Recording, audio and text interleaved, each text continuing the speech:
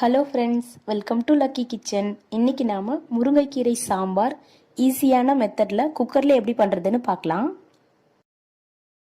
100 gram துவரம் பருப்பு wash பண்ணி 1.5 டம்ளர் தண்ணி எடுத்துக்கோங்க. அது கூட ஒரு பெரிய தக்காளி கட் பண்ணி ஆட் பண்ணிக்கோங்க.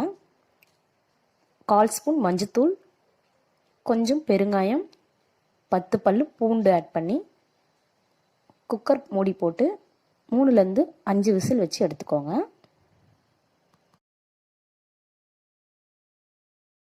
அஞ்சு விசில் வந்துடுச்சு. இதை ஓப்பன் பண்ணி காட்டுறேன். பருப்பு நல்லா வெந்துடுச்சு. இந்த அளவுக்கு வெந்திருந்தால் போதும். இதுக்கு நாம் தாளிப்பு கொடுத்துடலாம். குக்கர் சூடானதுக்கப்புறம் ஒரு டேபிள் ஸ்பூன் ஆயில் ஆட் பண்ணிக்கோங்க. 10 பல்லு பூண்டு தட்டி ஆட் பண்ணிக்கோங்க, அப்போ தான் ஸ்மெல் நல்லாயிருக்கும். 100 கிராம் சின்ன வெங்காயம் எடுத்துக்கோங்க. சின்ன வெங்காயம் இல்லைன்னா நீங்கள் பெரிய வெங்காயம் கூட ஆட் பண்ணிக்கலாம். சின்ன வெங்காயம் யூஸ் பண்ணி பண்ணுறதால இந்த முருங்கைக்கீரை சாம்பார் ரொம்ப டேஸ்ட்டாக இருக்கும், ஸ்மெல் கூட நல்லாயிருக்கும். அதனால தான் நான் சின்ன வெங்காயம் எடுத்திருக்கேன். சின்ன வெங்காயம் இந்த அளவுக்கு வதங்கினதுக்கப்புறம் ஒரு பெரிய தக்காளி ஆட் பண்ணிக்கோங்க. முருங்கைக்கீரை சாம்பாரில் நான் புளி ஆட் பண்ண போகிறதில்ல, அதனால நான் பருப்புலேயும் தக்காளி ஆட் பண்ணியிருக்கேன், தாளிப்புக்கும் தக்காளி ஆட் பண்ணுறேன். நீங்கள் சாம்பாரில் புளி ஆட் பண்ணுறதா இருந்தால் தக்காளி கம்மியாக ஆட் பண்ணிக்கோங்க. தக்காளி இந்த அளவுக்கு வதங்கினதுக்கப்புறம் ஒரு டேபிள் ஸ்பூன் குழம்பு மிளகாய்த்தூள், தனி மிளகாய்த்தூள் 1/4 டேபிள் ஸ்பூன், சாம்பார் பொடி 1/4 டேபிள் ஸ்பூன் ஆட் பண்ணி நல்லா கலந்து விட்டுக்கோங்க. அடுப்பு குறைவான தீயில தான் இருக்கணும். இது கூட நாம் வேக வச்சிருக்கிற பருப்பு ஆட் பண்ணிக்கலாம். பருப்பு ஆட் பண்ணி நல்லா கலந்து விட்டுக்கோங்க.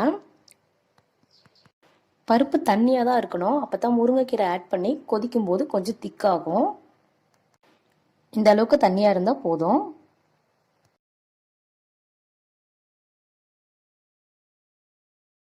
பருப்பு கொதி வந்துடுச்சு. இது கூட ஃப்ரெஷ்ஷான முருங்கைக்கீரை 2 கைப்பிடி அளவு ஆட் பண்ணிக்கலாம்.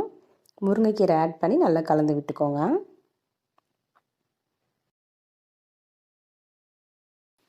தேவையான அளவு உப்பு ஆட் பண்ணிக்கலாம். முருங்கைக்கீரை ஆட் பண்ணி 3லேருந்து 4 நிமிஷம் லோ ஃப்ளேம்லேயே கொதிச்சா போதும். அதுலேயே முருங்கைக்கீரை வெந்துடும். முருங்கைக்கீரை ரொம்ப வேகக்கூடாது, கசப்பு வந்துடும்.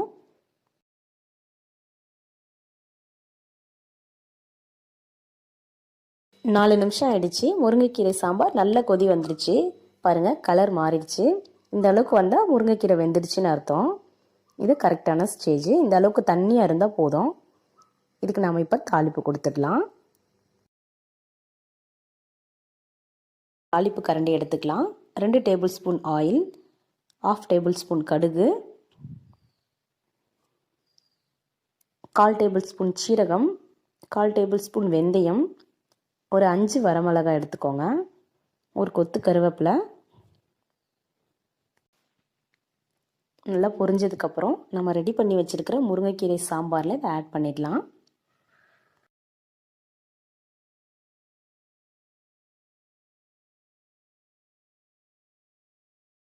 ரொம்பவே ஈஸியான முருங்கைக்கீரை சாம்பார் ரெடி ஆயிடுச்சு. இதே மாதிரி கண்டிப்பாக நீங்களும் ட்ரை பண்ணி பாருங்கள். எப்படி இருந்ததுன்னு எனக்கு கமெண்ட் பண்ணுங்கள். உங்கள் ஃப்ரெண்ட்ஸோட ஷேர் பண்ணிக்கோங்க.